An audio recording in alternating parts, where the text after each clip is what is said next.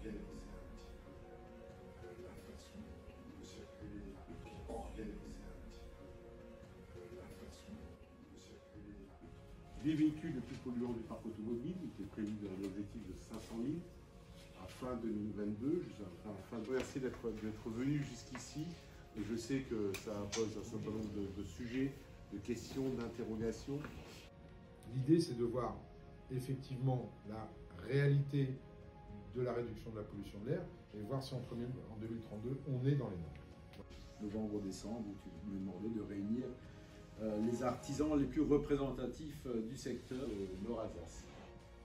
C'est pas mal de réunions pour commander au plus vite des véhicules adaptés à la ZFE.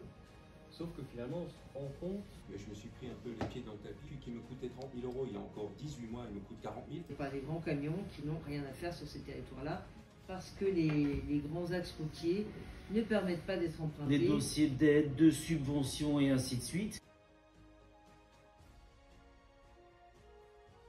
Mais c'est une mission qui a effectivement fait bouger les lignes. Il n'est pas contre les ZFE, c'est pas du tout ce qu'il faut croire.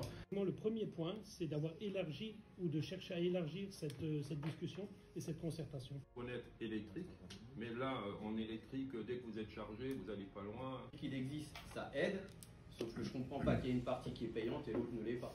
Tout ça, c'est des questions qui, à un moment donné, il faudra qu'on se pose. Il faudra qu'on se dise les choses. Clairement, si vous êtes dans les clous, il n'y a pas de raison qu'on vous oblige à installer des ZFE. Il y a beaucoup de contributions écrites.